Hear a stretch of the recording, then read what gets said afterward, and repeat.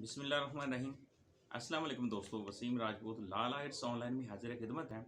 आज का जो टॉपिक है, अगर कोई भी शख्स बगैर जैसे दूसरी शादी करता है तो वो हक़ महर जो होगा, आया कि वो कानूनी तौर पर अपनी पहली बीवी को वापस देने का अहल है या नहीं, इस बारे में डिस्कशन करेंगे। लेक्चर को शुरू करने से पहले रिक्वेस्ट करूंगा कि चैनल को सब्सक्राइब कर लें, बेल आइकन को क्लिक कर लें। जैसे इधर से वीडियो अपलोड हो आप इस कानूनी रहनुमाई से मुस्तफ़ीद हो सकेंगे। दोस्तों, मोस्टली ये होता है कि हमारा एक लॉ बन चुका है कि अगर कोई शख्स दूसरी शादी करना चाहता है तो वो पहले अपनी बीवी से इजाज़त लेगा, एक प्रोसीजर कंप्लीट करेगा, यूनियन काउंसिल में एप्लीकेशन देगा।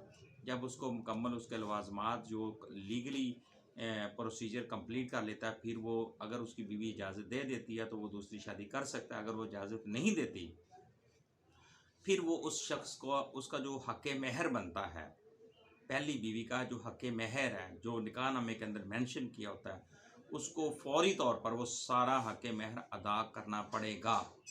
अगर वो अदा नहीं करता तो फिर उसकी जो वाइफ है, पहली बीवी जो है उस शख्स की, वो फैमिली कोर्ट में बाकायदा तौर पर हक़ महर की रिकवरी का केस फाइल कर सकती है और बजरिया कोर्ट वो अपना हक़ महर ले सकती है।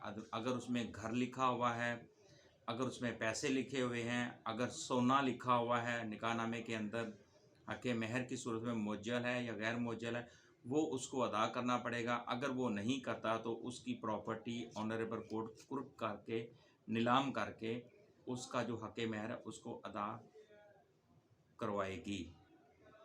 और ये 2000 CLC 652 पेज है इसका, इस जजमेंट का। अस्सलाम वालेकुम।